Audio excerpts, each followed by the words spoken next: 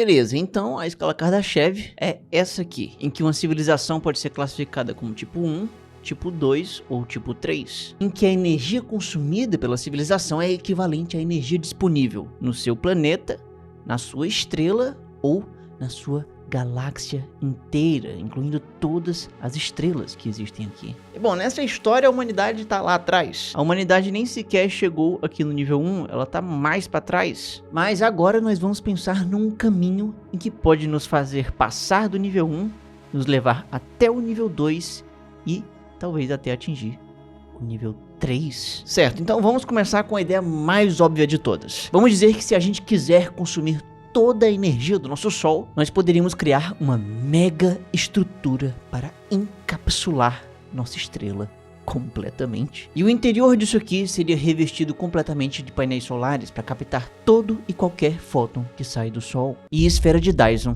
é o nome dessa mega estrutura. Porém, ela não é exatamente uma boa ideia. Tudo bem, eu sei que a gente está pensando em coisas futuristas, mas ainda assim nós temos que ser realistas, ter o nosso pé no chão. Aqui na prática, se a gente der uma fatiada aqui, só para poder olhar para o interior da esfera com o Sol aqui dentro, podemos ver esse cenário. E isso é muito instável. Porque vamos parar pra pensar, se o Sol possui uma gravidade bem forte, atraindo, digamos, esse ponto aqui dessa casca ao seu redor, então a tendência é que esse ponto caia no Sol. Porém, a ideia da esfera de Dyson é que o Sol, na verdade, não só está atraindo esse ponto aqui, mas como também esse outro ponto do exato lado oposto. Os dois estão sendo atraídos igualmente. Com isso podemos dizer que uma força meio que anula a outra, e isso acontece com qualquer outros dois pontos opostos. Ou seja, no final a esfera de Dyson ficaria sempre na mesma posição, mas isso só acontece em condições ideais teóricas. A realidade, na verdade, é mais complicada, e aí vamos supor que o inevitável acontece, que, por exemplo, um asteroide, nem que seja pequeno, atinge a esfera. E aí pode ser que isso aqui acabe causando um dano. Quem sabe um buraco surja bem aqui, o que acaba alterando a distribuição da massa dessa mega estrutura. Então nesse caso, esse ponto continua sendo atraído para o Sol. Mas dessa vez, agora não existe um ponto correspondente do exato lado oposto. A atração que antes havia aqui, agora não existe mais. E por menor que seja esse desbalanço, com o tempo, a casca inteira poderia acabar se deslocando e uma parte dela ia acabar se aproximando cada vez mais da estrela, fazendo a gravidade aqui ser cada vez maior, até chegar um momento em que uma parte da esfera iria ser arrancada, causando mais buracos. E aí, com mais buracos, maior seria o desbalanço geral, o que iria causar mais buracos ainda, e assim por diante, em um ciclo em que no final não ia acabar demorando muito para que a esfera de Dyson fosse completamente destruída e os seus fragmentos engolidos pela nossa estrela. Pois é, triste. E o pontapé inicial dessa tragédia toda seria um mísero asteroidezinho pequeno. Mas imagine que existem asteroides maiores que podem causar coisa pior, ou quem sabe apenas ventos solares, partículas ejetadas do Sol poderiam talvez causar danos ainda mais terríveis.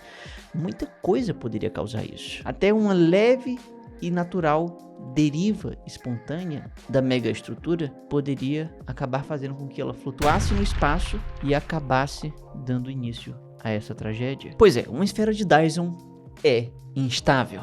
E fora essa instabilidade, ainda tem o fato de que uma esfera daquele tamanho todo precisaria ser feita de um material extremamente resistente ao estresse mecânico, num nível que supera e muito qualquer material conhecido ou imaginável de forma realista. Ou seja, com base no que nós podemos fazer hoje ou o que achamos que podemos fazer no futuro, simplesmente não existe nada bom o suficiente para uma esfera de Dyson. Então é por essas e outras que isso aqui não é possível na prática. Mas isso não quer dizer que é impossível captar toda a energia do Sol. Existem outras maneiras, e uma forma muito mais prática de fazer isso é com essa estrutura. Essa não é uma esfera de Dyson, porque isso não é um sólido objeto único e contínuo. Isso aqui é um conjunto de incontáveis pequenos satélites com painéis solares e com sua própria órbita estável individual. Ou seja, a gente iria colocar tantos deles ao redor do Sol, ele seria meio que envelopado, mas não por uma estrutura única, mas por incontáveis satélites, sem deixar nenhum fóton escapar. E aí, com isso, se a gente der uma fatiada aqui para ver o seu interior, iríamos ver esse cenário, em que se um asteroide aparecesse e se chocasse com um dos painéis, o pior que poderia acontecer aqui seria se esse satélite atingido caísse no Sol, ou enfim, saísse por aí na força da porrada. Mas de qualquer forma, depois do impacto, iria ficar algo faltando, um buraco. Só que diferentemente de uma esfera de Dyson, isso aqui, esse buraco, não iria causar nada nos outros painéis, porque eles são individuais. Eles iam continuar girando ao redor do Sol, como se nada tivesse acontecido. E isso aqui é o que nós chamamos de enxame de Dyson. E outra vantagem ainda do enxame de Dyson é que nós podemos realisticamente começar a construir ele no futuro nem tão distante assim. O único problema é que a gente, talvez no meio do caminho, iria precisar destruir um planeta inteiro. Ou talvez um pouco mais do que isso. Esse aqui é Mercúrio, um planeta que existe há bilhões de anos, mas ele tem uma coisa muito interessante aqui dentro. Existe muito ferro e oxigênio. Mais ou menos desse planeta aqui, podemos dizer que 50% dele é ferro e oxigênio. E se a gente combinar esses dois elementos aqui, nós podemos ter Fe2O3. E isso aqui é o que nós chamamos de hematita. E nós, humanos, usamos hematita desde a antiguidade para fazer espelhos. Então aqui temos Mercúrio e aqui temos a humanidade indo até esse planeta para fazer espelhos. E aí a gente poderia levar esses espelhos até próximo do Sol e soltar esses espelhos lá ao redor do Sol para ficarem orbitando. E aí depois dos primeiros espelhos terem sido feitos, a gente pode fazer mais. A gente pode ir botando cada vez mais espelhos em órbita até criar um enxame de Dyson, que assim como a esfera, iria encapsular essa estrela. E ainda por cima, para facilitar essa tarefa, a gravidade na superfície de Mercúrio é mais de 2,5 vezes menor do que a da Terra. E isso facilita absurdamente essa parte de sair desse planeta com espelhos debaixo do braço para colocá-los em volta do Sol. Mas espera, esse negócio aqui que a gente está falando é um espelho, não é um painel solar. Sim, é verdade. Nesse cenário a gente está falando de unidades individuais que são espelhos ao redor do Sol. E essas coisas aqui não tem como captar a energia que vem do Sol. O que na verdade eles estariam fazendo seria simplesmente direcionando a energia que vem do Sol para um ponto específico.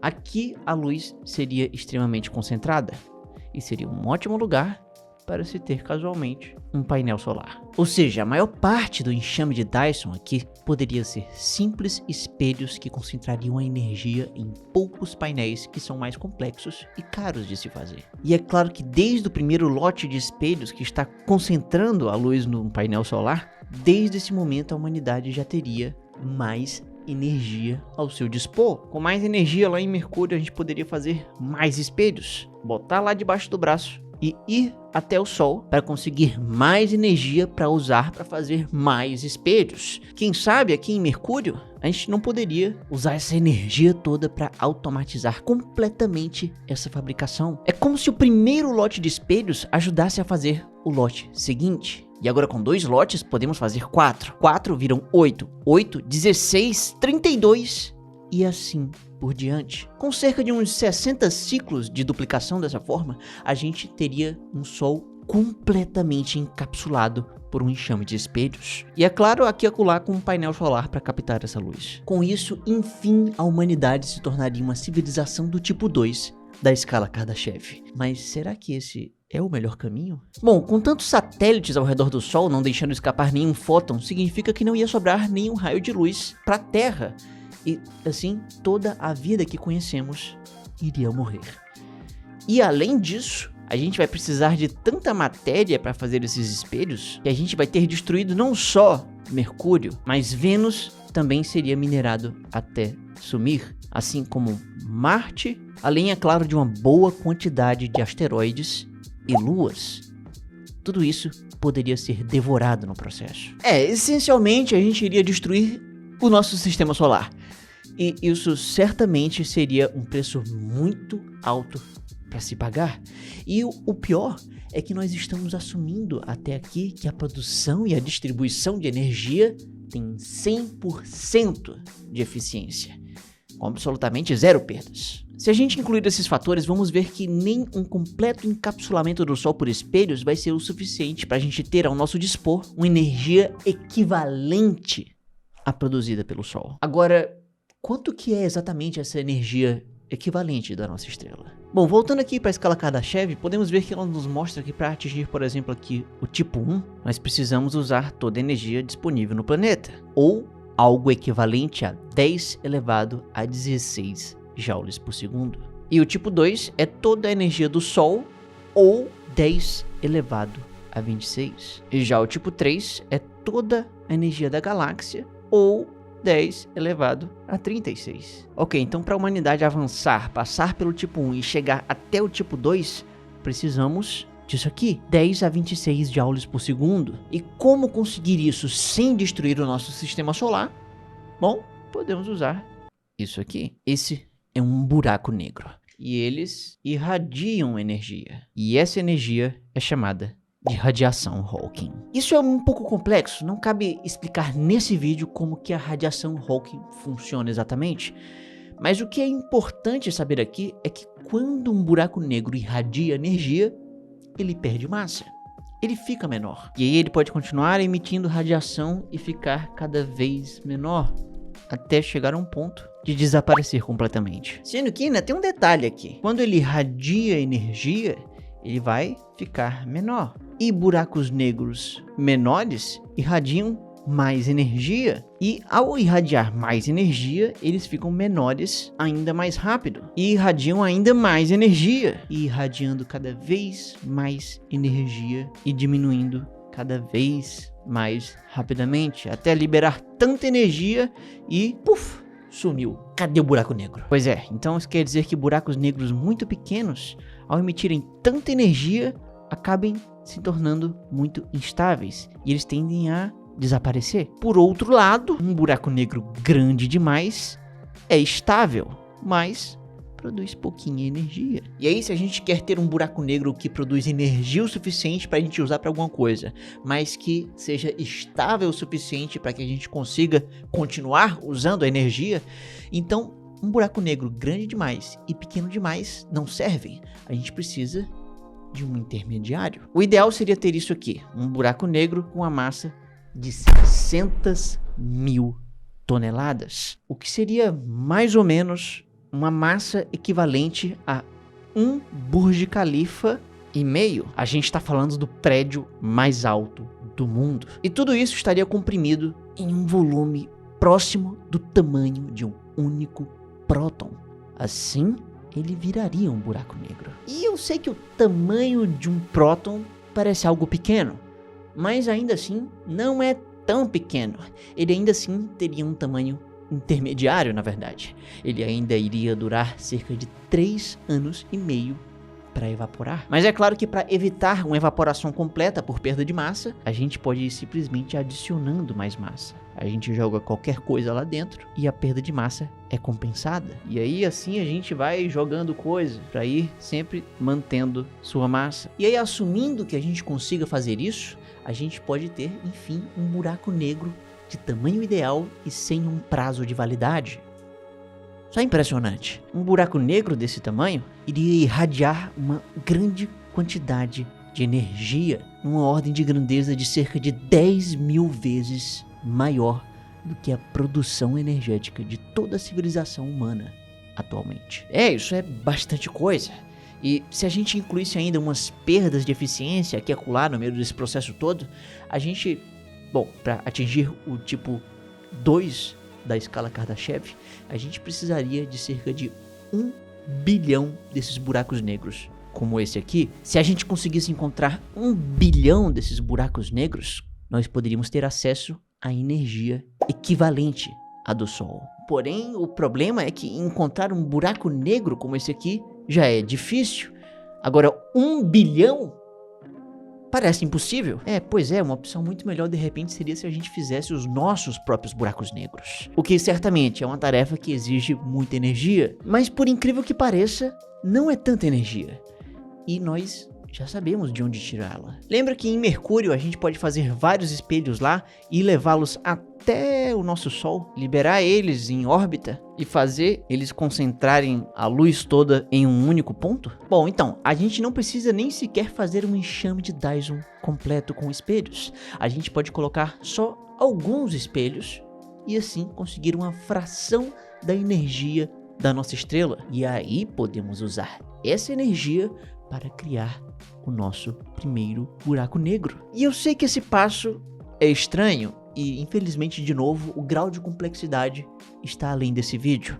Mas, em teoria, poderia ser possível criar um buraco negro apenas usando luz. Em teoria, seria possível concentrar muita luz para se criar um buraco negro. É bizarro isso, mas, segundo a famosa equação de Einstein, E igual a mc ao quadrado, temos que a energia e a massa são coisas que podem uma ser convertida na outra. Então, a princípio, daria para, ao invés de concentrar matéria em um volume muito pequeno, para assim se criar um buraco negro, daria também para se concentrar luz, energia em um único pequeno lugar e criar um buraco negro. Tudo isso usando apenas uma fração da luz do enxame de Dyson parcial ao redor do nosso Sol. Isso criaria o nosso primeiro buraco negro.